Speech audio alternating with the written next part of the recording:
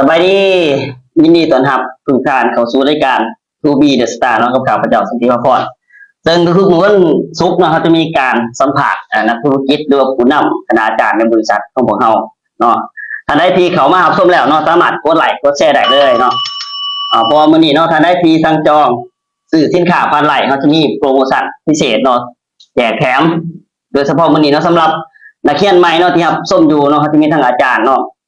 เพิ่นจะมาให้ความรู้เนาะแต่ละท่านให้ทุกท่านเก็บเอาข้อมูลที่ทางอาจารย์เพิ่นได้ให้ข้อมูลไปเนาะในการขายการขยายสิ่งที่ข้อสำคัญซึ่งมื้อทั้ง3อาจารย์ก็อยู่กับเขาจัดสวัสดีอาจารย์สวัสดีเนี่ยเปก็เราอยู่บ้านใดเบื้องใดเนาะได้นำกับนักเรียนเอาเลยสวัสดีข้าพเจ้าชื่อยอดมงษามาจากเมืองปทุมพรนองหวานทากวกแห่งจังหวัดตากเนาะปัจจุบันครับได้มาอยู่ในบริษัทพัสโกล่าเฮาเนี่ยเนาะมันอยู่จักปีได้จ้ะอายุ45 ปี45 ปียังรอเนาะยังรอโอเคเดี๋ยวท่านอาจารย์ต่อไปเลยสวัสดีเนาะข้าพเจ้าชื่อยอดสายพิมพ์มาซานเนาะบ้านอยู่ปัจจุบันบ้านโคตรใหญ่เมืองปากซองแขงจังหวัดตากเนาะตำแหน่งหน้าที่ในบริษัทเนาะเป็นคณะบริหารการตลาดของบริษัทพัสโกล่าเนาะสวัสดีข้าพเจ้าชื่อนุ้ยอันแก้วมณีที่วันเวทาเมืองปากซองเนาะคณะทีมหน้าที่ตำแหน่งอยู่ในบริษัทคณะกรรมการเนาะ โดยเฉพาะก็คือเอาง่ายๆที่แขกรับเชิญเฮาเนาะที่นั่ง3ท่านเนี่ยคือในคณะเป็นคนหลักๆของบริษัทเลยเพราะฉะนั้นมื้อนี้เนาะสำหรับคำถามที่ทั้งบ้านฝากถามมาเจ้าเชื่อว่าจะเป็นข้อมูลให้อาจารย์ทั้ง3ท่านเนี่ยเป็นคนให้ข้อมูลเลยเนาะเทคนิคการขายว่าหลายคนมองเห็นว่าโอ้ทีมงานของทั้งอาจารย์ยอดว่าซั่นขายเก่งขายแบบใดขยายแบบใดแล้วมื้อนี้ให้ทั้งอาจารย์ให้ข้อมูลเต็มที่ได้เนาะอาจารย์เนาะโอเคเนาะก็คือก่อนที่จะเข้าหัวข้อในการสนทนาการขายต่างๆเนาะก็คืออย่างไรทั้งอาจารย์ได้บอกเราประสบการณ์ที่ผ่านมาที่เขาเฮ็ดเบียกผ่านมาเป็นแบบใดแต่ละทางเลยคือการขายเนาะซึ่งจะหลายทางกันแตกต่างกันเนาะแต่ว่าโตข้าพเจ้าขายเอาเกี่ยวกับการเกษตรเนาะขายปุ๋ยเนาะขายปุ๋ยที่ซึ่งจะเป็นสมิดเม็ดหรือว่าสมิดน้ำหรือว่าวิธีการเข้าขายจังไหนเนาะที่หลายๆสมาชิกคนอยากรู้เนาะก็คือจักปีที่อาจารย์เริ่มขายปุ๋ยนี่มาประสบการณ์มาอยู่ในบริษัทเขาปีที่3คือว่าระดับกันปรมาจารย์เลยเนาะได้ว่าปรมาจารย์การขายปุ๋ยการขายปุ๋ยก็คือว่ามันจะเข้าขายได้ตลอดกาลเพราะว่าทำกับปุ๋ยเนาะมันจะบ่มีหวานได้บ่ตัดจากประสบการณ์ท่านอาจารย์ขายมา 3-4 ปีนี่ปุ๋ยของบริษัทพัสโกล่าเนี่ยเนาะคือขายได้ตลอดบ่จ้ะเอาเป็นว่าหน้าแล้งหน้าฝนก็ได้ขายบ่แม่นเพราะว่าการเกษตรมันใส่ตลอดเวลาแต่ว่าเฮาสิไปถึงมองบ่และเฮาสิเข้าใจในการอธิบายในการขายเพราะว่าคนใส่ปุ๋ยทุกคนใส่ปุ๋ยนี่1ให้ถือฤดูกาล2ให้ถือกับพืชที่มันต้องการเพราะอย่างเพราะบางคนเนี่ยเขาได้ยินมาแล้วแบบเขาก็อยากขายปุ๋ยจะขายฤดูบ่เขาบ่ฮู้ดิแต่ว่ากูคิดแบบว่าเขาว่าเพื่อสิได้ขายมันเป็นฤดูมันสิได้ขายตามเขาคิดแบบนั้นความจริงแล้วมันขายอะไรแม้แต่ว่าบางครั้งนะอันนี้ข้าพเจ้าที่ได้ขายปัจจุบันนี่นะแม้แต่ย่ามห้องกินเขายังได้ขายเพราะว่าเขาขายทันส่วนเพิ่นโทรมาจองแล้วเขาก็มีหน้าที่ลำเลียงไปให้เพิ่นเพราะสินค้าเขามันจะคือส่งตรงไปให้เลยแสดงว่ามีทานลูกค้าได้แล้วกินเขาอยู่เพียงทั่วมากไงมันก็สิเขาจะคิดว่าอาจารย์ขายได้กินเขาอยู่ที่ขายปุ๋ยได้มันเป็นแบบว่า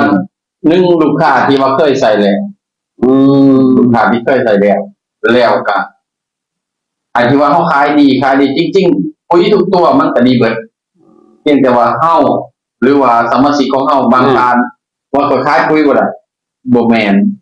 คือวันยังบ่ทันเหาะแสดงว่านี่ทั้งประสบการณ์ของทั้งอาจารย์ยอดเพิ่นก็3 ปีเนาะอาจารย์เนาะที่แบบว่าหลังจากที่เริ่มขายปีที่2ลูกค้าก็โทรมาตลอดลงมานี่ก็มีประมาณ2 ตันวันนี้มันโทรมาจบ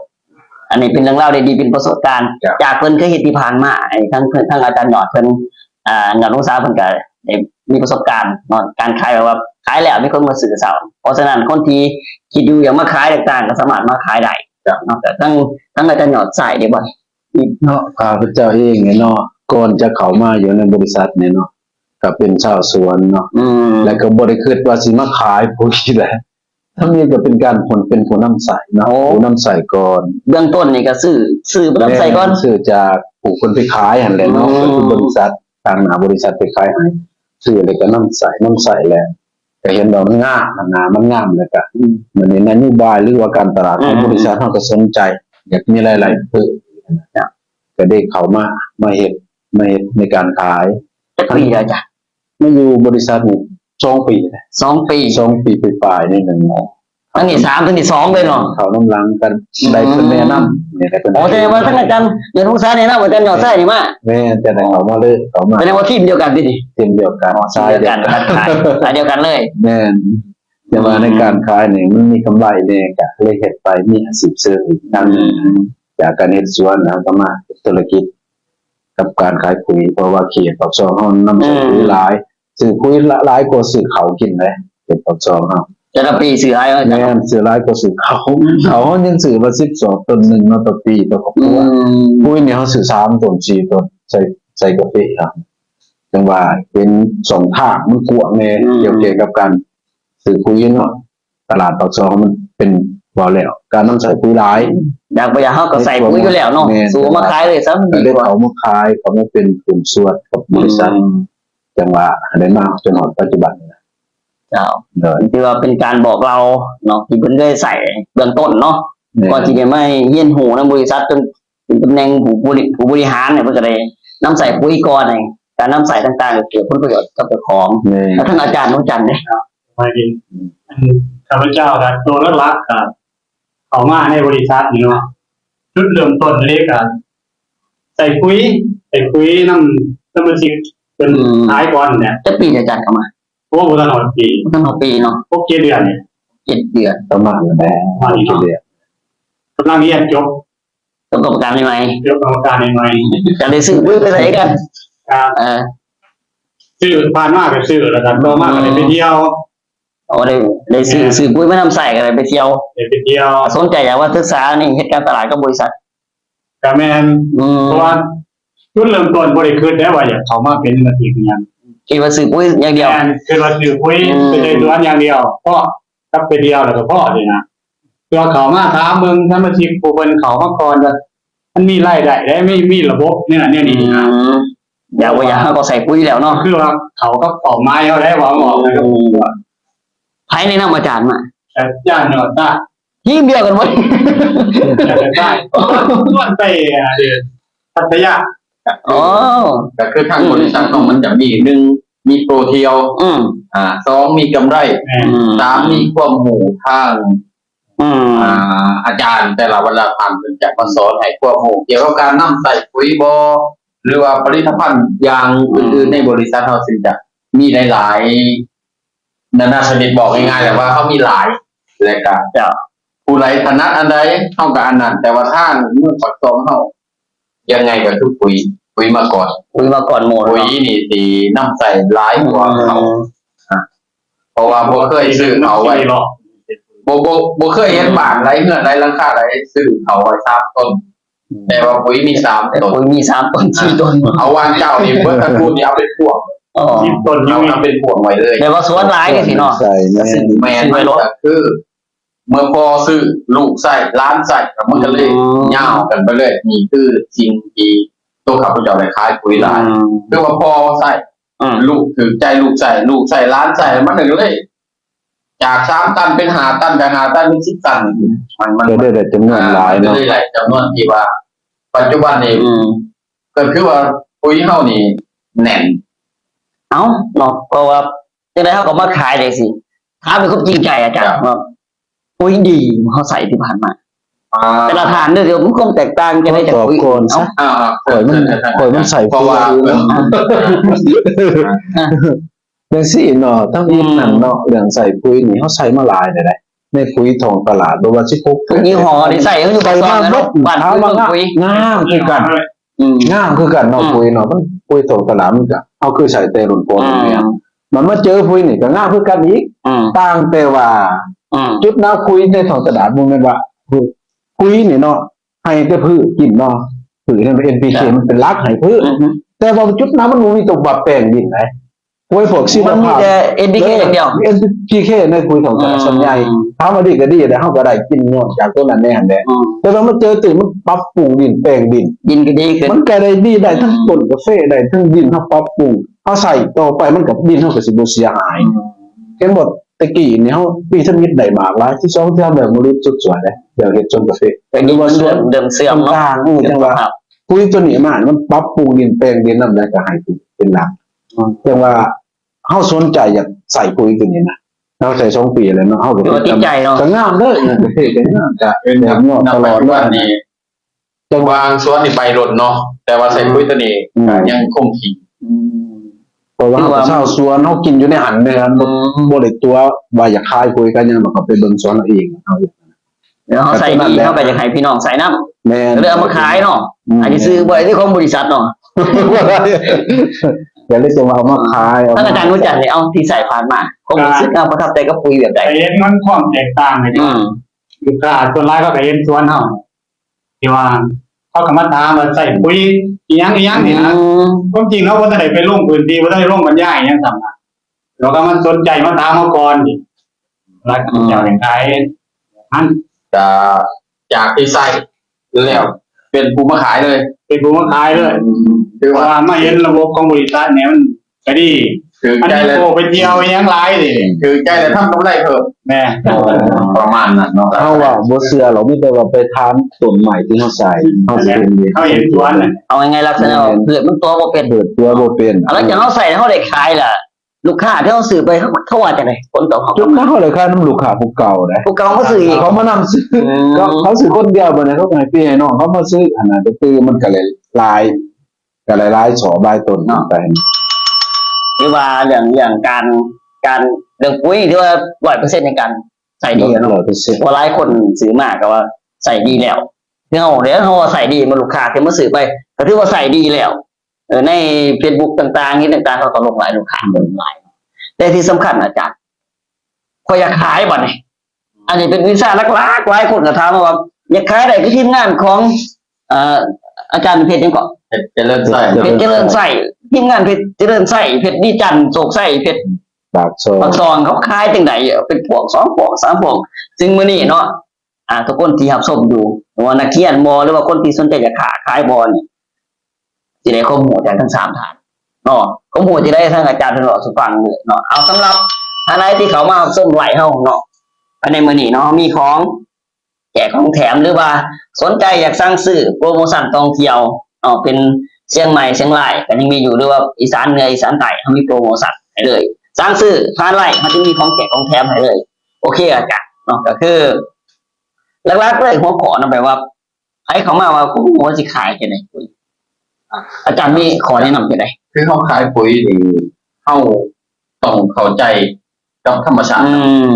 เข้าใจธรรมชาติและเข้าใจในพืชว่าเขตนี้ใส่ตัวไหนแล้วเขาต้องอธิบายให้ผู้บริโภคให้เข้าใจว่า การใส่ปุ๋ยทุกตัวมันใส่เบิดแต่ว่าเขาต้องมีนโยบายว่าคำว่าปุ๋ยนี่ใส่พืชตัวนั้นมันก็กิน แต่ความหมายมันสิแตกต่างกันกับปุ๋ยของเราปุ๋ยของเรามันสิมี1ประหยัดคำว่าประหยัดคนเขาพอใจแล้วแม่นบ่พอใจแล้วและประหยัดและงามแล้วมีผลตอบรับหลายนั่นก็คือจุดหนึ่งที่เขาขาย และบางสิ่งที่สำคัญเขาต้องให้ลูกค้าเข้าใจในตัวปุ๋ยหลักๆเพราะว่าปุ๋ยแต่ละตัวมันต้องมีธาตุหลักธาตุรองธาตุเสริมแต่ของเขามีให้ครบในนี้แต่เขาต้องอธิบายให้ลูกค้าหรือว่าประชาชนที่นำใส่ปุ๋ยสิ่งสำคัญเขาต้องลงติดตามและให้เขารู้ว่าNPK นี่ดีไรและก็มันดีแบบไหนดีจังไรเขาต้องให้เขาเข้าใจว่าบ่แม่นว่าเอาไปฮอดแล้วว่าปุ๋ยดีเด้อจังซั่นโดยซั่นเฮาก็สิได้ขายเลยขายคือกันแต่ว่าเลยขายน้อย ให้หน่อย แต่ถ้าเฮาลง1ติดตาม2มาเฮาเบิ่งดินเบิ่งหยัง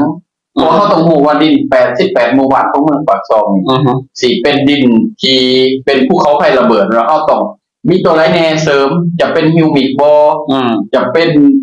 NPK เฮาก็ต้องมีแต่ว่าเขามีส่วนใดที่ว่าพืชเขาต้องการเขาต้องไปศึกษาตรงนั้น แล้วถ้าเขาเข้าใจตรงนั้น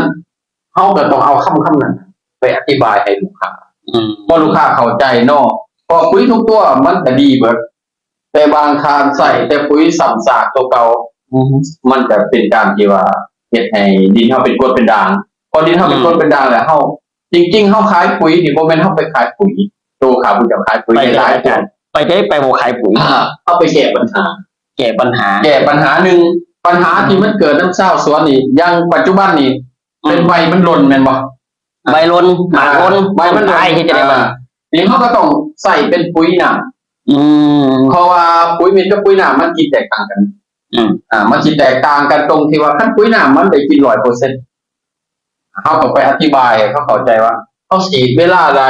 ฉีดช่วงไหนผสมจังไหนต้องบอกไปตามสูตรเนาะเขาต้องละเอียดเลยครับคนที่ขายปุ๋ยต้องมาเอาความรู้ว่าให้เข้าใจว่า1ปุ๋ยน้ำเขาขายจริงๆเขาขายมันบ่ยากหรอก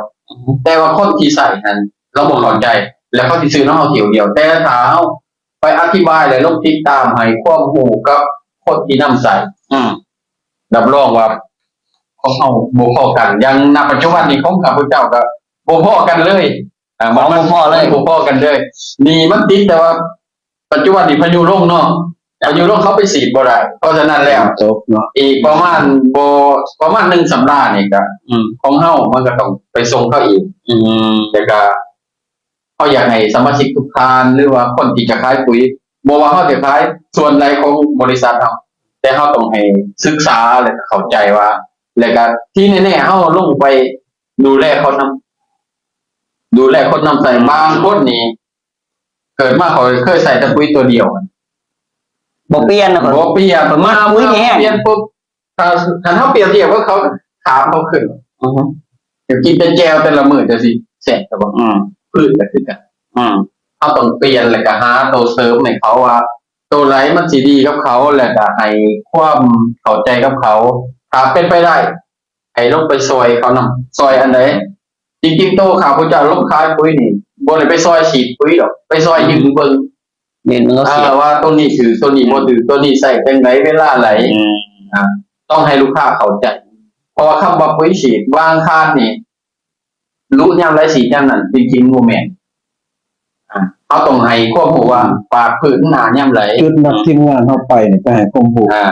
ในการติดตามกับลูกค้าประจำแบบนั้นบ่คือเฮาไปซื้ออยู่ตลาดเฮาซื้อปุ๋ยแล้วเฮามาใส่แต่สิใช้ยามไรเขาก็สิหมายมันเป็นได้สิอาจารย์ว่าของก็แม่นเพิ่นบอกเก่งไอ้ความรู้ได้ข่อยก็ต้องมานั่งฟังนี่เขาสิเริ่มต้นแบบใดอาจารย์เฮาก็ต้องบริษัทนี้นโยบายยังบ่ได้เข้าใจแบบเจ้าแล้วเจ้าต้องเป็นทางบริหารกับทางอาจารย์ที่เขามาสอนในบริษัทเฮาเนาะเฮาก็อยากให้ถ้าพออาจารย์ว่าข่อยจะเรียนเนี่ยเขาเบิ่งข่อยจะบ่เจ้าสิสอนข่อยบ่กูแบบในบริษัทนี้บ่นโยบายแบบนี้การสอนตรงนี้เฮายินดีต้อนรับตอนที่จะเข้ามาบ่ว่าจะเป็นมาเป็นนักเรียนบ่จะมาเป็นคนส่วนในบริษัทบ่จะมาเอาความรู้บ่เพื่อการเป็นต่อยอดบริษัทสอนได้เลยแม่นข้าพเจ้าสิมาสอนให้เลยว่าการใส่ปุ๋ยใส่จังได๋ความรู้ว่าต่ำสูงจ่ายเงินบ่กันเอาจ่ายเงินบ่สอนกันถามว่าจ่ายบ่เงินน่ะจ่าย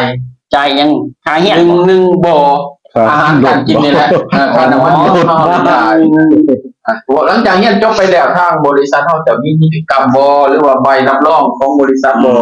ให้ทานแหล่ขายปุ๋ยโดยที่ว่าของเฮาถูกต้องตามกฎหมายเพราะฉะนั้นแล้วถ้าบรรดาทานนักเรียนที่จะเข้ามาเรียนข้าพเจ้ายินดีที่จะสอนแต่ว่าเอาพิเศษเลยสิบ่เอาพิเศษเลยแบบพิเศษว่าให้ท่านอาจารย์สอนกันขายให้อย่างเดียวได้เลยบ่ถ้าเสื้อมันนะเพราะว่าข้าพเจ้าขายปุ๋ยมาแล้วก็มันก็หลายพวงเลยเนาะนับบ่ถ้วนนั่นแหละนับบ่ถ้วนแต่ว่าถ้าว่าเฮาสิขายปุ๋ยโดยที่มีความปรารถนาอยากขายข้าพเจ้าอยากให้มาเก็บเกี่ยวออกผมเก็บเกี่ยวของผมค่อยลงมือเนาะเก็บเกี่ยวแหละครับ1มาเฮามาเก็บเกี่ยวนำมาเอาประสบการณ์แล้วก็กลับเมื่อเฮาไหล ก็หมู่แล้วเขาก็ไปทดลองของเขาแล้วก็หลังจากนั้นแล้วเขาขายของนี่บอกว่าจะเป็นแต่ขายปุ๋ยหรอกขายนี่ขายถึงจุด มันจะขายเลย เป็นข้อมูลเบื้องต้นเนาะของทางอาจารย์ยอดวงศาที่เป็นว่าแนะนำให้มาศึกษาก่อนเนาะจ้ะเนาะศึกษาตรงหูแล้วมันมีคนจำนวนหนึ่งเนาะที่แบบว่าข้อยก็อยากเรียนหูหรือตัวข้อยบ่กล้าในเรื่องการขายให้ตัวนี้ทางอาจารย์ยอดใส่ต่อขายตรงหูแต่ว่า ว่าผู้ใดสนใจ แม่น เนาะ สนใจอยู่อยากขายอยู่ มา จ้ะ ขายอยากมาเฮียนฮู้ สิเริ่มจากไหนก่อนเอา ระบบแม่น ลักษณะแบบว่าบ่ทันเก่งนี่นะเอา แม่นถ้ามีข้าพเจ้าเองก็เป็นในสันเด้โมเมนต์ที่เคยขายเครื่องขายของแหม อืม เพราะว่าเขามาเฮียนฮู้ระบบของบริษัท เพิ่นสิมีบรรดาอาจารย์ของเพิ่นสิแนะนำสั่งสอนแหละให้ความรู้ให้เทคนิคในการขายการเว้าจังได๋เขาสิซื้อของเฮามีครบในบริษัท อาจารย์เพิ่นก็ให้ความรู้เฮาจังซั่นถ้าว่าผู้ใดสนใจเนาะก็เข้ามาเลยโลดในบริษัทพัดโกลาเฮาตั้งอยู่ปากเซ่เนี่ยแหละสำนักงานนะถ้าว่าผู้ใดมีครูอาจารย์เพิ่นสั่งสอนเพิ่นแนะนำให้ความรู้หรือว่าเฮาอยากเฮ็ดเลยในส่วนเฮามานำใส่เพิ่นก็ไปซอยเฮาลงพื้นที่ในบ้านใดเพิ่นไปให้ความรู้เกี่ยวแก่กับผู้อยากได้อยากซื้อปุ๋ยซื้อหยังหั่นนะมันมีบรรดาอาจารย์ให้ความรู้ตลอดนะแต่ว่า แต่ว่าสามารถเข้ามาปรึกษาได้เรียนหูได้เนาะ แม่นจังซั่น บ่แม่นว่าจะต้องนักเรียนเนาะ คือประชาชนหรือว่าคนผู้ที่คนใส่ปุ๋ยแล้วเพิ่นบ่เข้าใจในการนำใส่ทางบริษัทเฮาก็ยินดีที่จะให้คำปรึกษาขอให้เสียสละเวลามาว่าใส่ปุ๋ยตัวนี้ใส่เวลาไหนใส่จังไหนบ่แม่นว่าปุ๋ยนี่ต้องใส่คือฤดูกาลให้ธาตุแป้งใส่จังไดฤดูให้ใบใส่จังไดจะเสริมรากใส่จังไดบ่แม่นว่าเฮาสิไปใส่บาทเดียวได้ทางบริษัทเฮายินดีที่จะให้คำอธิบายว่าใส่ตัวนี้กับเวลานี้ใส่ตัวนี้กับพืชนี้ใส่ตัวนี้กับพืชนี้จังซี่ทางเฮายินดีที่จะ รวบรวมได้ใส่ให้ถือกับฤดูกาลมันจะใส่ปุ๋ยมันก็ ให้อยู่ในระบบที่ว่าเฮาใส่ปุ๋ยบ่ว่าจะเป็นกับพืชชนิดใดก็ตามถ้าใส่ถึงเวลาที่เพิ่นต้องการเฮาก็ต้องมาศึกษาตรงนี้ให้เป็นแนวทางอีกเรื่องหนึ่งว่าการใส่ปุ๋ยบ่แม่นว่าปุ๋ยดีแต่ไปใส่จะดูที่จะเสริมธาตุแป้งบัดไปเอาตัวใบไปใส่ตัวนั้นผิด ต้องเรียนหูละเอียด เฮาต้องเรียนรู้ให้ละเอียดว่าช่วงสร้างใบเฮาก็ต้องเป็นปุ๋ยที่เสริมได้ใบจริงๆมันเป็นปุ๋ยตัวนี้แหละแต่ว่าเฮาสิใส่แบบไหนแต่ก็คือตัวเฮาสิทั้งใบว่าเฮาสิใส่เลยเพราะว่ามันก็มีหลายๆตัวเนาะว่าธาตุแป้งใส่ตัวไหนอย่างไรใบใส่ตัวไหนอย่างปัจจุบันนี่ใบลุกใบหลวงหลายเนาะเฮาก็1ก็เกิดจากดินฟ้าอากาศ2ที่หลักๆก็คืออาหารในดินมันบ่พออาหารบ่พอเพราะฉะนั้นเลยกลายเป็นกลางๆไปเลยตอนนี้นะอยากให้ทุกท่านได้เข้าใจว่าการที่เฮาจะใส่แบบ มาศึกษาให้ละเอียดเนาะ ถึงจะมีอยู่ในดินบางท่านเคยมาถามข้าพเจ้าว่าปุ๋ยจะใส่ไปวันอาทิตย์ก่อนจริงๆแล้วฝนมันตกแห้งไนโตรเจนมันสูงเพราะฉะนั้นแล้ว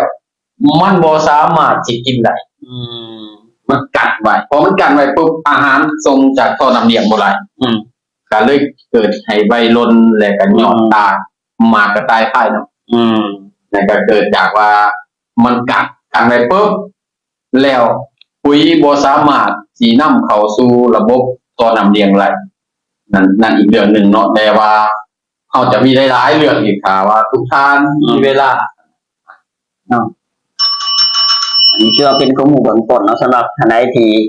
อยากรู้เกี่ยวกับการขายหรือว่าทางอาจารย์เพิ่นก็ได้ข้อมูลหลายเตือนเนาะการขายบางคนก็สิฮู้ว่าขายแบบใดจังได๋เนาะในบริษัทเรามีสินค้าจักตัวหลักๆเลย ท่านอาจารย์เขาจะมี1ตัวอันนี้คือ หลักๆเลยที่ขายได้ ในบริษัทมันเขาแบ่งเป็น3กลุ่มเนาะ กลุ่ม นะ ฝ่ายการเกษตร ฝ่ายคนสวยพม่าฝ่ายสุขภาพ เอาวันนี้เนาะสำหรับท่านใดที่ฮู้จักว่าวิธีการขายเนาะให้ท่านอาจารย์นี่ขายเบิ่งเลยมื้อนี้ว่าสินค้าที่เราให้เลือกสินค้าได้อาจารย์ลงให้นักเรียนเบิ่งว่าเขาสิขายแบบใดแต่ยังว่าปุ๋ยตัวนี้ปุ๋ยท่านอาจารย์ยอดมันขายปุ๋ยคือปุ๋ยสมมุติว่าอันนี้หลายๆท่านเฮาก็สิได้ฮู้เนาะว่าเก่าเกษตรนาโนเนาะเก่าเกษตรนาโนสูตรนึงนี่ดีจังได สูตรหนึ่งนี่สำหรับว่าพืชต้องการใบบอกว่าจะเป็นพืชกินใบบอหรือว่ากาแฟที่ว่ายังสางใบบอเขาต้องใส่ตัวนี้ แต่ตอนนี้คือว่าเขาไปใส่ช่วงนี้ มันจะต้องมีครูของมัน เป็นครูเลยเหรอ จะเป็นครูของเขาเลยฉะนั้นมันจะเป็นหัวเสือของที่ว่าเกรดเอของบริษัทเลยเป็นเบอร์หนึ่งเลยเป็นเบอร์ต้นๆเลยถ้ามีตัวนี้ต้องมีตัวนี้หายนี่ครบเพราะว่าเขาสิมีหลายอย่างเอาแต่เสือล่าในดินนี้เขาสิมีตัวแก่เสือล่าในดินนี้มีตัวแก่เสือล่า ตัวใดจากตัวแก่ ตัวแก่เสือล่ามันจะเป็นตัวนี้เนาะที่ว่าเพราะตัวนี้เขาจะมีจุลินทรีย์ตัวนี้จุลินทรีย์อยู่ในดิน200ชนิดวิธีการใส่แล้วห้องคอยติดตามกันไปเรื่อยๆเนาะว่าต้องใส่จังไรตอนนี้สำหรับใบรูปใบลนนี่เขาบ่ให้ใส่ได้ตัวนี้ให้พักก่อนเขาให้ใส่อีกตัวนี้ให้รวมกับตัวนี้ตัวนี้เพราะตัวนี้มันเป็นการสางใบพอสางใบปุ๊บหมากสิลนเลยเพราะฉะนั้นหลังจากที่ว่าหมากมันรุดไปแล้วหมากมันเบิดไปแล้วเขาให้ใส่ตัวนี้เบิดแล้วนะ หลังจากที่เขาเก็บเกี่ยวแล้วให้ใส่ตัวนี้เพราะตัวนี้จะเป็นอาหารเสริมทางใบหรือว่าเล่งหากระสานใบให้ดีที่สุดก็คือตัวนี้สูตรหนึ่งของเขาแต่ว่าส่วนผสมจะไฮไลท์พาวเวอร์กรีนนี่จะเป็นว่าพืชที่ว่าปลูกยากที่สุดจะเป็นทุเรียนเนาะทุเรียนนี่เป็นตัวยากที่สุดเป็นพืชที่ว่าเอาใจยากแต่ตัวนี้เขาแก้ไขได้เลยจะเป็นหมากบุรนบอหมากบดจับบอหลอกบอดีบอเขาตัวนี้เขาสวยได้เลยนะคือตัวนี้แต่ว่าเขาสิมีอีกตัวนี้ก็คือไคโตซานไคโตซานเนี่ยเขาสิเป็นตัวป้องกันจะเป็นป้องกันแมงไหม้บ่ป้องกันเชื้อราบ่แต่ว่าเข้าบ่ได้เป็นตัวขาตัวนี้คอของเฮาแล้วสิปึ๊บตายป้าบ่แม่นบ่ตัวนี้บ่เป็นหยังเลยเพราะว่าป้องกันตัวนี้เฮาป้องกันซื่อๆที่ว่าเฮาเคลือบไว้เฮาเคลือบนึงพืชมันจะมากินอีหยังไอ้แมงไหม้มันจะมากินอย่างนั้นมันมากินไนโตรเจนเพราะฉะนั้นแล้วครับตัวนี้ครับเกลือใบไนโตรเจนมันจะบอกออกมาแล้วคือไอ้แมลงแมงไหม้ไปจับมันบอสามารถเด็กจะมีอาหารให้มันกินและเพราะฉะนั้นเวลาเขาใส่ให้มันปรุงสำหรับพวกว่ามีแมลงแมงไหม้มาตอมมันยังเป็นไอตัวไฟท็อปเชื้อราหรือตัวอะไรมันตัวนี้แก่หลายเนาะมันตัวนี้ได้จังตัวนี้ที่ตัวชี้ไปมันบอกตัวนี้เนาะไหลมาถึงตัวนี้แหละนนคือตัวนี้เป็นตัวจุลินทรีย์อยู่ในนี่200ชนิดจุลินทรีย์เกิดจากหยังเกิดจากมูลของพวกไส้เดือนพวกเป็นไข่ของพวกขี้กระเดือนพวกหยังแหละบางทานว่าสวนเฮ็ดมาหลายปีเพราะว่าเฮาใส่บางทานนี่ใส่ก่อนยาขาดหยังแม่นบ่ขี้กระเดือนเป็นอาหารของพืชมูลของมันน่ะขออนุญาตเรามูลของมันนั่นแหละเนาะว่าตัวนั้นมันเป็นอาหารของพืชสังเกตไรว่าสวนไผ่หรือว่าหน้าไผ่ที่ว่ามีขี้กระเดือนหลายตรงนั้นมันสีงามมันเจในดินเท่าด่วนดินเท่าซุยแต่ถ้าเข้าเลยคิดขึ้นมาว่าสวนบางคานนี่ตัวนี้ไปซวยได้เลยเพราะว่าขี้กระเดือนบ่มีเนื่องจากเขาใส่เคมีสูงพอใส่เคมีใส่พอเขาใส่ตั้งแต่รุ่นพ่อมาเนาะจนหอดรุ่นหลานนั่นเขาโมโหจักเสียจันผมก็บอกเคมีมีผลเสียใจกับบินเขาเป็นกระหูเลยสั่งเคมีมันจะเป็นทั้งคนดีคนเสียเนาะจะเป็น NPK นี่อาหารปุ๋ยหลักๆเลยต้องขาดบ่ได้ขาดบ่ได้แต่เขาต้องใส่เป็นย่ำอยู่หันบ่เกิน3 ปีเพราะฉะนั้นถ้ามันเกินไปแล้วดินเฮาสิกลายเป็นดินด่างดินที่บ่มีอากาศให้พืชไหลจะเริ่มเติบโตเคยสังเกตว่าบางทานบางสวนบางทานที่ทำจากลูกที่ตามจากขึ้นโค่นเคยเห็นบ่หากขึ้นมาเนื่องจากเฮ็ดให้ดินหนาวบ่มีอากาศเมื่อดินบ่มีอากาศปุ๊บดินมันไปบ่ฮอดหากใหม่มันไปบ่ได้ยังบ่ได้พอมันไปบ่ได้มันกลับมาหาที่เดิมพอที่เดิมแล้วมันก็เลยกลายเป็นเพียเป็นแม่เป็นหยังเข้าไปกลายเป็นว่ามีแต่ลำบ่มีกิ่งบ่มีกาบมีแต่กระดูกอยู่ทั้งทึ่งแต่ตัวนี้เฮาสิไปเก็บมันจะกินจากที่เฮาใส่สูตรเดิมเอาให้เว้นระยะท่านอยากใส่ก็ให้ได้แต่ว่าให้เว้นระยะอย่างน้อยให้ได้3 ปีขึ้นไปเลยเอาเว้นแต่ของเฮามันเป็นสูตรที่ว่าปรับปรุงเฉพาะดินมาแล้วนี่สิถือว่าสิดินเลยเนี่ยเนาะแม่นตัวนี้เฮาสิลงดิน หลังจากที่เขาขันว่าทุกทานสนใจตัวนี้เนาะหรือว่าทางทานที่แบบนำใส่ตัวนี้เนาะเป็น น้ำใส่แล้ว ข้อมูลเพิ่มเติมมาอีกเนาะก่อนเขาสิใส่ให้มักไว้1 คืน มักจะได้จ้ะ ใส่น้ำ1,000 ลิตรแต่ว่าให้แช่ไว้1 คืนและให้ไล่กากน้ำตาล5 กิโลกรัม ผสมใส่เลย ผสมแต่เลยให้นอนได้1 คืน น้ำตาลได้ซื้อได้บ่จ้ะ โบราณเป็นกากน้ำตาล เอาน้ำตาล4 กิโลมาใส่ลงไปเนาะ เป็นพวกเขาขายในเกษตรเนาะแหละเอาตัวนั้นมาใส่5 กิโลกรัมต่อ1 ขวดและน้ำ1,000 ลิตรตัวนี้ภายในน่าจะ1 สัปดาห์ที่เขาเห็นผลเพราะว่าตัวนี้มูลใส่เดือนหรือว่าพวกจุลินทรีย์ได้หลายชนิดนะจะอยู่ในนี่200 กว่าชนิดเพราะฉะนั้นเอาหนอกมันมา ใส่หน้าก็ได้ใส่สวนก็ได้ใส่ทุกอย่าง ใส่ห ได้ น้านี่เขาบ่จำเป็นต้องฉีดเลย จะได้จ้ะ เพราะว่าตัวนี้ระยะห่างของมัน2 ถึง 4 เมตรมันสิคือคันไปหากันเลยเพราะว่านี่มันเป็นสิ่งที่มีชีวิตอยู่นี่เพราะว่าเขาหยอดลงนี่ห่างไป4 เมตรหยอดลงแล้วตัวน้ำเขาหน้าเนี่ยมันสิไปหากันอีก มันหลามไปเองนะ เพราะตัวนี้3 ถึง 7 วันเนี่ยมันสิตายไปมันตายแล้ว แต่ว่าลูกหลานมันเกิดขึ้นมาเลย3 ถึง 7 วันแล้วมันผสมกันแหละลูกหลานมันก็ออกมาแต่ว่า บัดนี้การน้ำใส่จะได้บ่ต่อเฮกตาร์หนึ่งต้องใส่หลายปริมาณ เฮกตาร์หนึ่งเขาให้ใส่กัน1 ขวดเลย 1 ขวดต่อน้ำ1,000 ลิตรแต่ว่าถ้าเป็นหน้าเขาผสมอะไรแล้วเนาะเขาตักไปหยอดระยะไป2 ถึง 4 เมตรของลงเพราะว่าหน้า ฟ้าหนึ่งสิได้บ่ฟ้าหนึ่ง ฟ้าหนึ่งถามว่าฟ้าหนึ่งไหลบ่แต่เขาอยากให้ผสมเพราะว่าการฟ้าหนึ่งนี่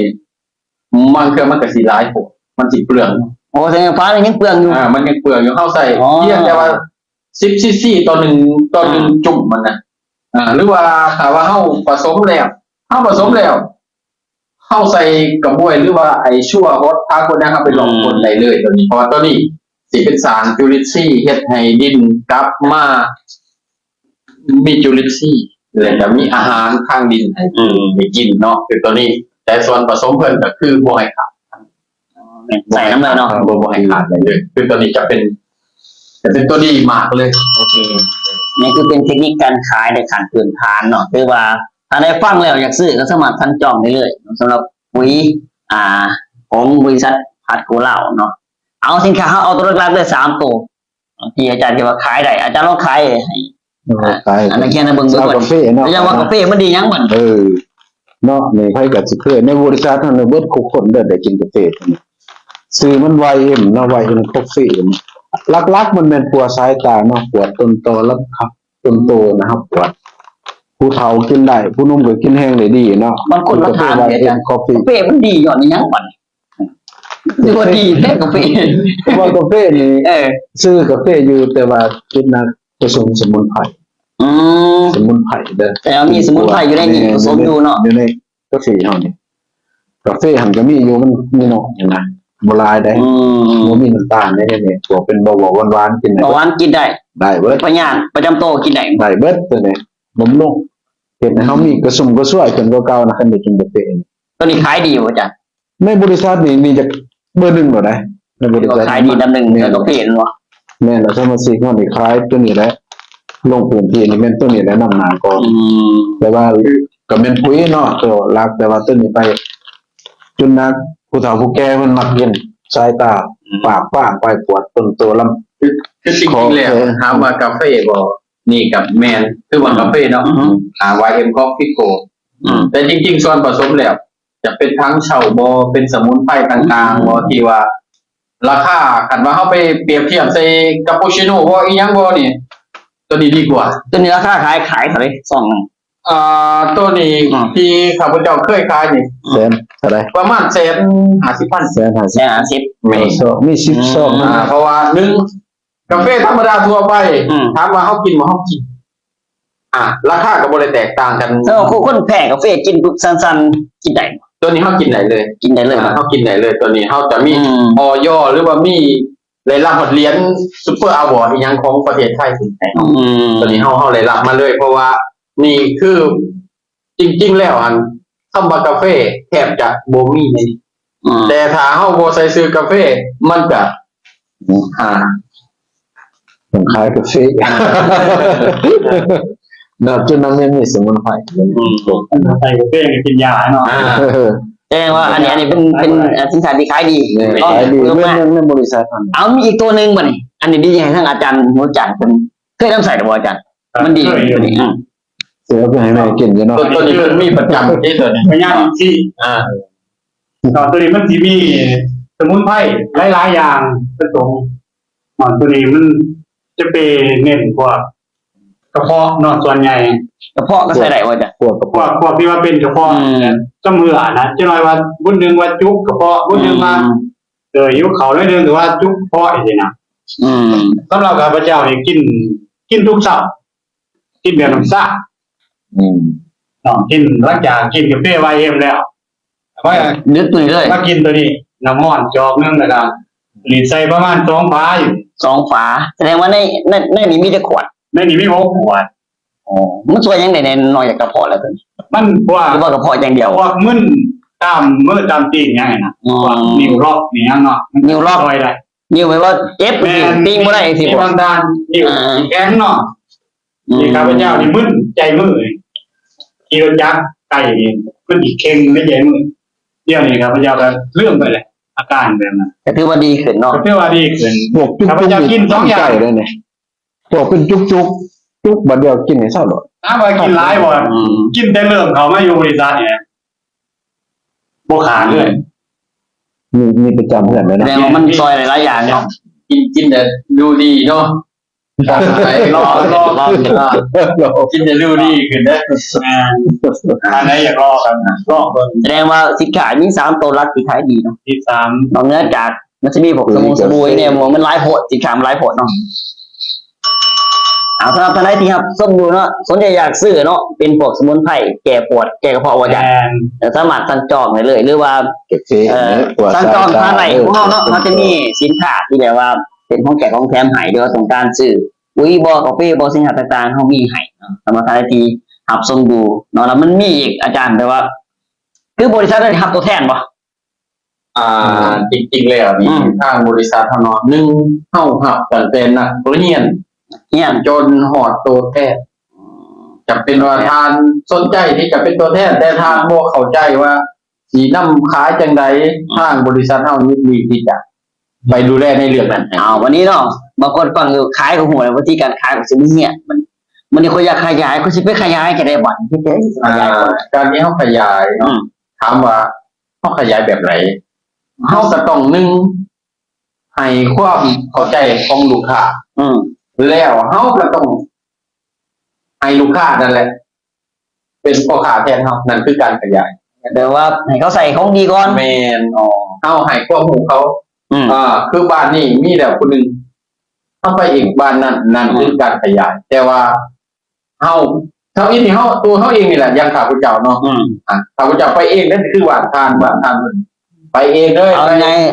ขายของก่อน ขายของแล้วก็รู้ได้ให้เป็นก่อน จะรู้ร่วมเลยว่าขยายโมเมนต์ว่าเขาสิเป็นแนะนำแต่เขาได้ให้เขาได้ประสบเองคือเฮาเนี่ยเนาะได้นำใช้เองได้ฮู้ได้เห็นได้ฮู้จักสัพพคุณมันแล้ว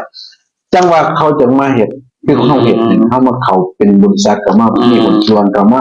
หาหลายๆนำนะเขาต้องได้ ใส่ เอา ของ คุณ ก่อน ที่ เนาะ แม่เขาแม่ในเขาใส่เด่น ลักษณะ จังสิได้ขยายได้ ลักษณะท่านอาจารย์ว่านี่แบบว่ามาถึงยึดไปเฮียนหูก่อนท่านว่าจะขายเนาะ แม่น หรือว่าเอาของไปใส่เองก่อน แม่นเนาะให้คือเฮาเองหั่น อ๋อลงไปในน้ำสมุดยักษ์ใส่ปุ๋ยก่อนซะ ใส่ก่อน ใส่ดีอย่าขายเลยคำว่ายัง คือใจอยากไปเฮ็ด โอ้ บ่มีหลาย ตอนนี้ง่ายสิเนาะ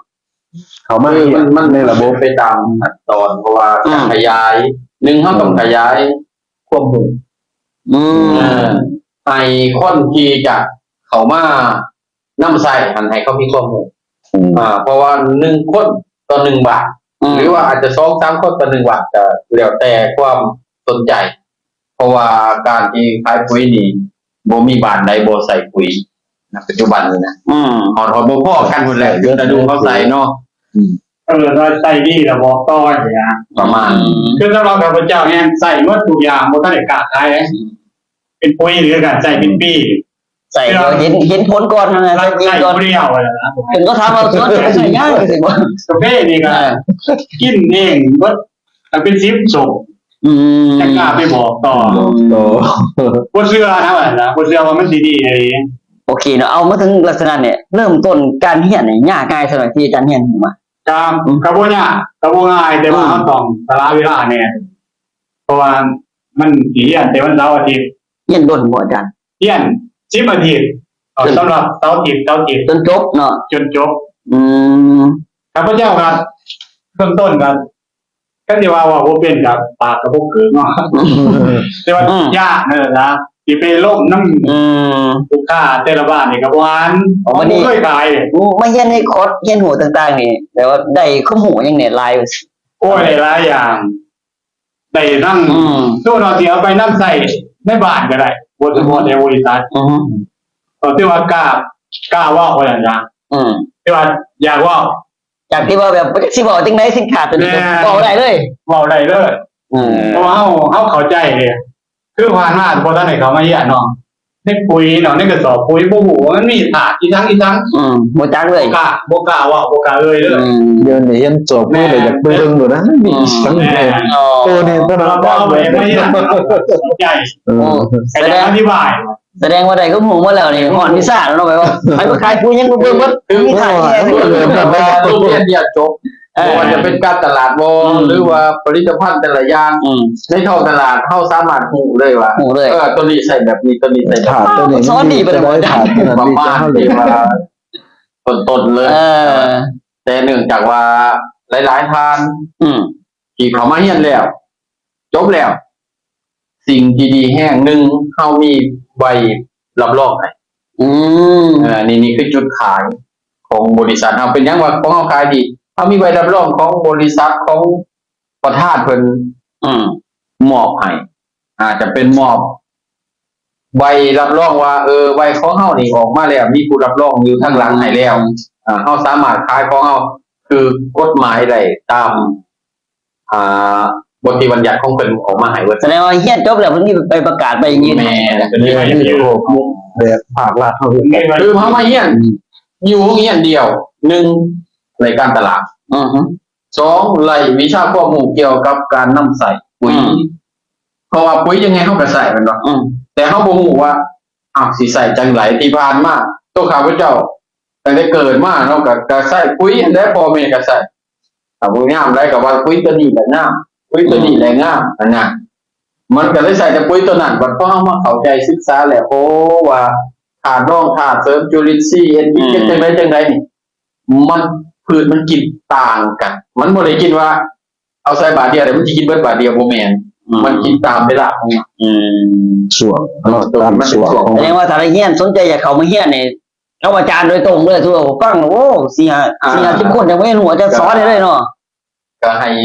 มาสมัครเลยเพราะว่าเจ้าสิมาให้ความรู้ทุกๆเสาร์อาทิตย์มีเผยพวกหูเลย เกี่ยวกับ การตลอดเนาะ 1จะเป็นการนำใส่บ่เกี่ยวกับผลิตภัณฑ์ปุ๋ยเนาะ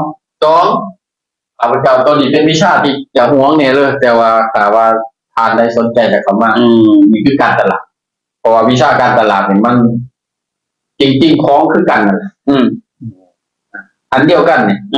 ให้ไปคล้ายรถข้าพเจ้ามันแต่ว่าข้าพเจ้าย่างเข้าไปก็ย้อนยังย้อนเฮามีข้อมูลเกี่ยวกับ หมูเนาะ เกี่ยวกับสินค้านั่นคือคุณทานถามว่าจะมาเอาความรู้จะเป็นความรู้ตรงนี้แล้วเขาต้องเอาการตลาดบวกนะ เอายังไงลักษณะว่าอยากขายหลายต้องมีกำหูในการขายเพราะมันว่าสักแต่ว่าขายปุ๋ยคือปุ๋ยมันคือกันบ่ได้ปุ๋ยเนาะใครก็ว่าไปดีเนาะ ปุ๋ยทุกตัวมันดีเบิด ดีเบิดแต่ข้อหมายว่ามันดีแตกต่างกันเพราะว่าพืชตัวนึงลมลุกมันว่าพืชตัวนึงยืดต้นพืชตัวนึงกินแบบไหนนะพืชตัวนึงกินใบพืชตัวนึงกินหมากนี่สิเอาตรงมาเอาตัวนั้นให้เข้าใจ ก็เป็นข้อมูลเบื้องต้นเนาะอยากไปเรียนหูก็สามารถไปเรียนหูได้เอาไปสำหรับเนาะสมาชิกที่รับชมดูด้วยเป็นทีมงานของทางอาจารย์เนาะจากนี้ไปอาจารย์มีแผนงานแบบใดกับทีมงานคนก่อน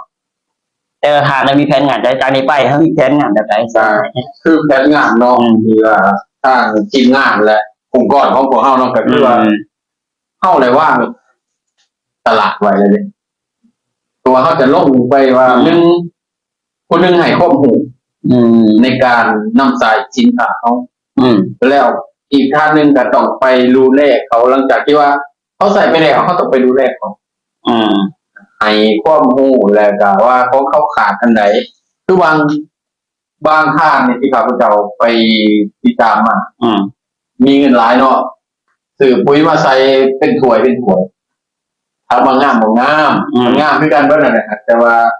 เขาเข้าใจการใส่ของเขาแล้วใส่ร้ายคือกันนะแต่ว่าใส่ที่ละน้อยเพราะว่าแผนงานเนี่ยคือวางแผนกับทีมงานเนาะแมนในการลงตลาดจังซี่บ่เขาลงตลาดเนี่ยเขาต้องไปเป็นทีมงานแต่กระทั่งทีมงานแต่ละทางเขาสิให้ควบคู่กับประชาชนแล้วก็ให้พ่อแม่พี่น้องทุกคนใส่จริงๆแสดงว่าลงเวียกทุกครั้งที่ลงต้องประสานงานกันทั้ง3ทางประสานงานแล้วลงไปนำกันต้องประสานแต่การลงไปนำกันเอาลงไป1จะให้การนำใส่2แล้วก็ดูแลภายหลังว่าเฮาไปเบิ่งแบบไรแล้วให้เขาใส่จังไดแล้วก็ด้านล่างก็คือตัวปุ๋ยฉีดวางคา1บ่เข้าใจเป็นขึ้นมาอยากฉีดกี่โลอยากเฮ็ดจะได้เฮ็ดโลส่วนผสมมาแตกต่างกันในการนำใส่ปุ๋ยนี่ส่วนผสมคือทางเฮาจะแนะนำให้ตัวนี้เป็นหลักพอตัวนี้เป็นหลักตัวนี้ต้องอยู่ในก้นถังก่อนนะทุกครั้งที่จะผสมให้หัวเชื้อนี่อยู่ในก้นถังก่อนหมู่ให้น้ำเข้าไปไหลปริมาณนึงแล้วจังผสมส่วนอื่นลงไปตัวนี้เป็นหลักๆเลยบรรดาทานที่จะนำใส่นะให้ว่าเอาตัวนี้ลงน้ำก่อนเลยเอาน้ำใส่แม่นให้ตัวนี้ลงก่อนหมู่ตัวนี้ให้อยู่ก้นถังก่อนหมู่เพื่อตัวนี้มันสิละลายแล้วผู้อื่นจะลงไปนั่นก็คือเฮาอยากให้นักเรียนเฮาเข้าใจในการที่ว่าเฮาจะไปขายของต้องให้ข้อมูลกับเขานำบ่แม่นว่าเทศจักบาทเดียวกันถามอะไรบ่ได้ไล่คนบ่ได้แต่ว่าหลักการที่ถูกต้องให้ตัวนี้ลงก่อนตัวนี้ลงก่อนครั้งก่อนนี่ก็คือการนำใส่นอกคร่าวๆไว้ก่อนแล้วปุ๋ยเม็ดเฮาจังไรว่าเฮาใส่จังไรเพราะว่าปุ๋ยเม็ดเฮาตัวเก่าเกษตรนาโนของเฮามันจะอยู่ในหนาดินได้นานที่สุดสำหรับบรรดาที่ว่าปุ๋ยเนาะอยู่ไรนานเพราะปุ๋ยนี่แห้งอยู่นานแห้งได้กินดีแต่ความหมายบ่แม่นว่าเอาขี้หินเด้เพราะว่าของเฮาจะมีใบรับรองออกมาจากกรมบ่จากนิติกรรมแต่ละอย่างบ่ก็จะเอาไปเข้าห้องแลบให้เฮาได้เรียกว่าของเฮาผ่านนะเพราะฉะนั้นบรรดาทานที่จะเข้ามาเฮียนเนาะเข้ามาเก็บเกี่ยวความรู้1การนำใส่2เป็นการขยาย3เป็นการที่ว่าธุรกิจใหม่ๆทางเฮาจะส่งเสริมในเรื่องนี้นี่ก็คือข่าวๆเนาะอาจารย์บริษัทมีนโยบายยังไงให้กับคนที่เข้ามานโยบายของเฮาของบริษัทนโยบายของเฮานี่1มีกินมีเที่ยวเนาะซื้อของบริษัทเฮาซื้อแล้วได้เที่ยว2มีโบนัสมีกำไรมีกำไรแต่ก็มีการปาร์ตี้เฮาจะมีให้ทุกทานที่เข้ามาจะมีทุกอาทิตย์มาเฮ็ดเวียกก็ได้เนี่ยแต่เงินยังไปได้เที่ยวไปความรู้ได้เงินได้ม่วนเลยมีความสุขครบไปเลยอยู่ในนี้นะสิมีอยู่ในนี้เบิดเลยแต่ก็มีสมาคมแม่นช่วยเหลือสมาคมช่วยเหลือของเฮาจะเป็นอันที่ว่าการสูญเสียในครอบครัวเนาะอยู่ในสมัยนู้นเฮาจะมีช่วยนี่ช่วยแบบใดจ้ะเฮาจะช่วยเป็นแบบว่าเป็นต่างมาว่ากลุ่มที่125เพิ่นจะเอาส่วนได้ของแต่ละบรรดาทานนั่นแหละอย่างน้อยก็วัดมาเฉลี่ยรายได้ของทานนั้นนะในเก็บทุกเดือนบ่หรือว่าจังได๋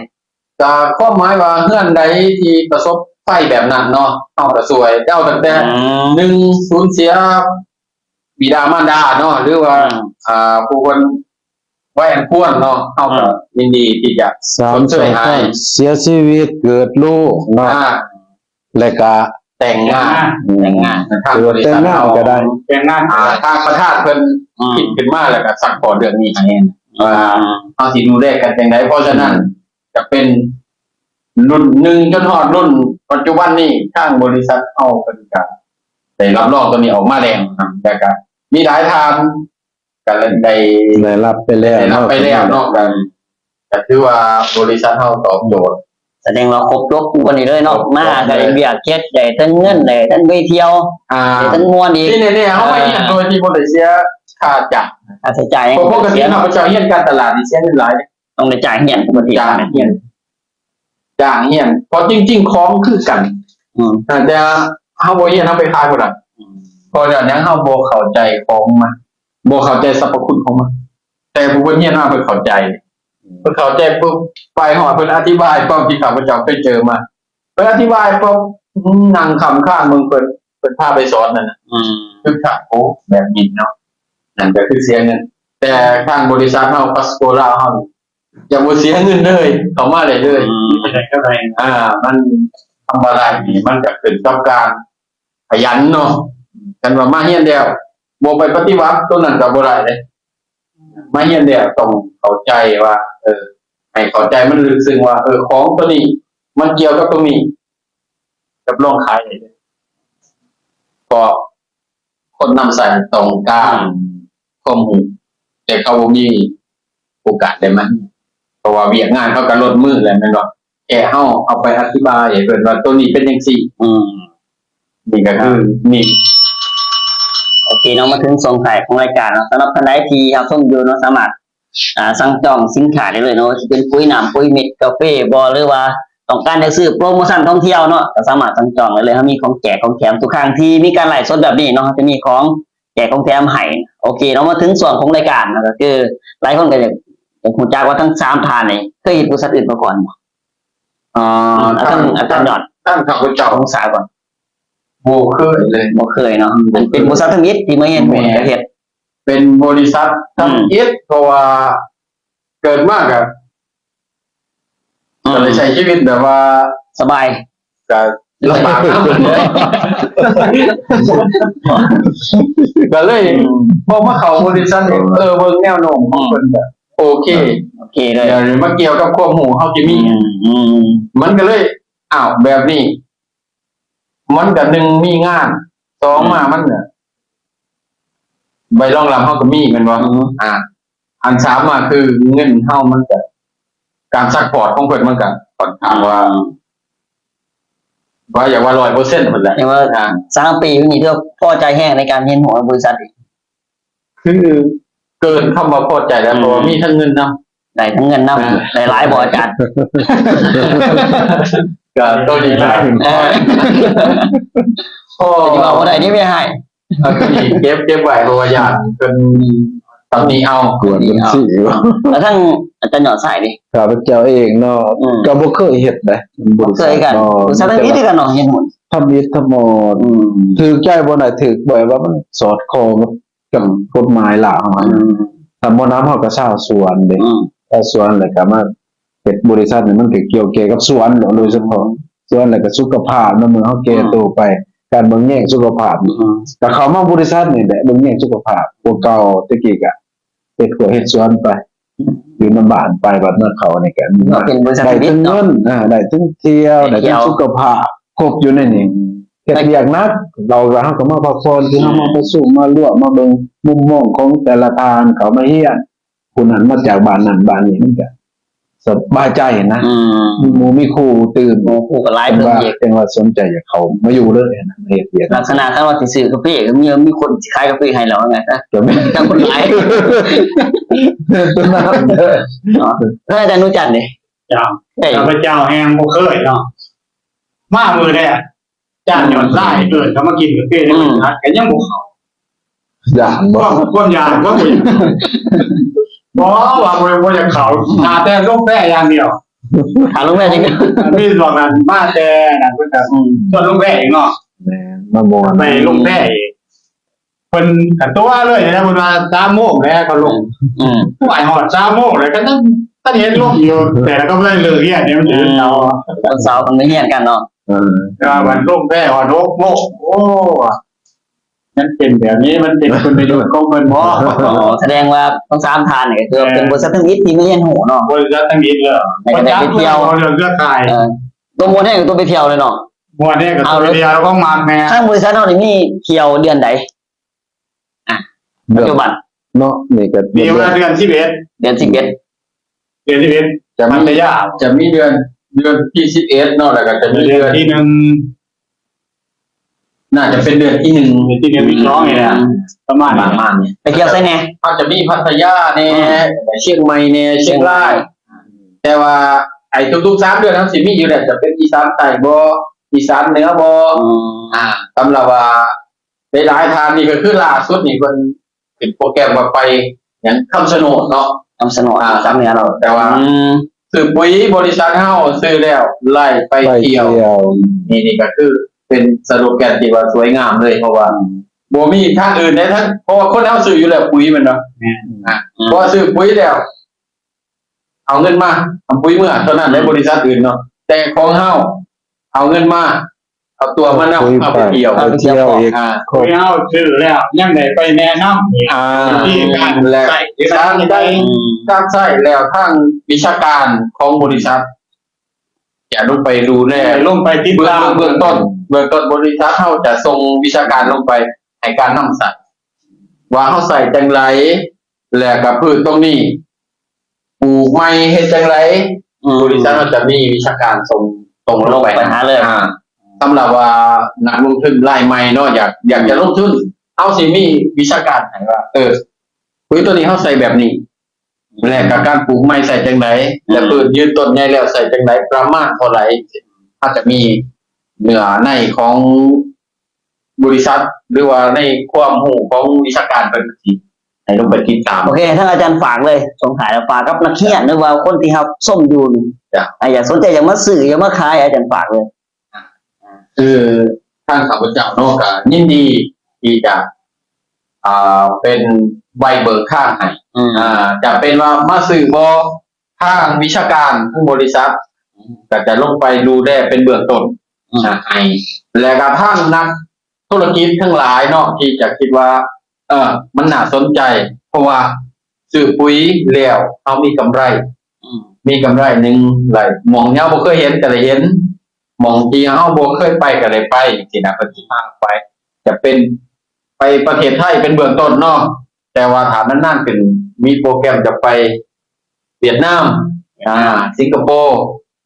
จีนจังซี่เพิ่นก็สิพาไปเพราะว่าบริษัทเฮาซัพพอร์ตและก็ให้ความจริงใจและก็ให้เชื่อมั่นกับประธานเพิ่นได้เลยนะเพราะว่าเพิ่นเฮ็ดมาหลายแล้วนะเพราะว่าประสบการณ์เพิ่นมา10 กว่าปีจังซี่นะเพิ่นก็โตข้าพเจ้ามาทั้งนี้ก็บ่จักเลยว่าสิได้เฮ็ดจังไดวะขอยบ่จักจังไดว่าสิได้ไปเที่ยวอยู่ๆว่าไปเที่ยวไปก็ไปเด้คือนึงเนาะแต่ว่านักลงทุนทั้งหลายอยากมาหุ้นส่วนหรือว่ามาซื้อขายเนาะทางบริษัทเฮาก็ยินดีที่จะรับตัวแทนจะรับตัวแทนจะให้ความรู้ในการต้มปุ๋ยของเฮานี่หลักๆก่อนทานมาลงทุนแล้วมาซื้อแล้วเอาไปแต่ขายบ่เป็นทางบริษัทเฮาจะมีการซัพพอร์ตอีกเรื่องหนึงตัวนั้นเนาะอาจจะเป็นซัพพอร์ตว่าไปอธิบายในการส่วนจังไรนะแต่ แต่ ว่า ยังไงก็สนใจนี่ ครับ เขาสามารถติดต่ออาจารย์ไหนทางไหน เบอร์โทร ที่ต่อทั้งเบอร์โทรเนาะ เบอร์หยังเนาะ 020 972 36686 สามารถติดต่อได้เลย ติดต่อได้ทุกเวลาเลย เฟซบุ๊กอาจารย์นี่บอก Facebook จะมีอยู่ในMessenger เนาะอยู่ในอันนั้นเนาะเป็น ซื้อ เพจเจริญไส้ เจริญไส้ ล่า อ๋อทักเขาไปเลย ทักเข้าไปได้เลย สนใจอยากซื้ออยากขายติดต่อได้เลย แม่ทางเฮาจะหนึ่งบอกง่ายๆว่าขายบ่เป็นพวกเฮาจะดูแลในการอีกเรื่องหนึงนะ โอเคทั้งอาจารย์หน่อไส้ฝากยังค คื รับ อว่าผู้ใดสนใจเนาะเกี่ยวแก่กับอยากเข้ามาอยู่ในระบบหรือว่าอยากมาเป็นผู้นำใช้หรืออยากมีหุ้นส่วนเนาะก็มีแต่ว่าติดต่อเข้ามาทางเบอร์9321เนาะ5194เบอร์โทรเนาะโทษทุกอย่างหลายเลยเนาะปรึกษาเรื่องผ ปุ๋ยบ่ สรรพคุณของปุ๋ยหรือว่าการนำใส่บ่หรือว่าอยากเข้ามาเป็นหุ้นส่วนเนาะก็ติดต่อใส่เบอร์นั้น93215194เบอร์เฟซนี่77415363เนาะติดต่อได้ยอดสายพิมพ์ภาษาเนาะ ใส่พิมพ์ภาษาพิมพ์ภาษาเราวภาษาไทย ภาษาลาวคนลาว ภาษาลาวเนาะสมัครทักไปสอบถาม มาโด ทุ ด กอย่าง ทุ ได้ ก เลย อย่าง เนาะ ได้เลยเกี่ยวแก่กับบริษัท เห็น เนาะ อาจารย์รู้จักอยู่ จ้าครับหากว่าการผู้ชมเนาะกำลังติดตามอยู่สนใจเนาะเรื่องสินค้าของบริษัทเนาะหรือว่า อยากไปเที่ยวอะไรอยากใส่สินค้าหรือว่าอยากมามวนเนาะได้ปรึกษาได้เนาะเพราะว่าทั้งบริษัทเรายินดีสอนรับทุกท่านเนาะติดตามเนาะสนใจกันติดต่อมาทางเบอร์020-99340-777เนาะเฟซบุ๊กหมูจันทร์เกี่ยวกับนี่ภาษาอังกฤษ สมัครทักไปสอบถามรายละเอียดได้เลยเนาะโอเคมาถึงส่วนสุดท้ายของรายการเราทางหน้าที่ครับส้มยูเนาะก็สามารถสั่งจองสินค้าได้เลยเนาะเป็นปุ๋ยเป็นยังบทต่างๆโปรโมชั่นต่างๆทั้งนี้ทั้งจ่ายแก่ของแถมคอมเมนต์ทักทายสบายดีกันได้เนาะแล้วบางทีที่ครับส้มยูเราสั่งกดไลค์กดแชร์ให้กับพวกเราเนาะเป็นกำลังใจในการเฮ็ดคลิปนะสำหรับรายการของพวกเรามื้อนี้เนาะเขาจะยังขอขอบใจทั้ง3ฐานเนาะที่เป็นแขกรับเชิญเนาะเพื่อเป็นคลิปเดียวพิเศษเลยให้ทุกผู้กับอันเห็นของพวกเราเนาะสุดท้ายแต่สุดพอทั้ง4คนขอกล่าวคำว่าสบายดี สบายดี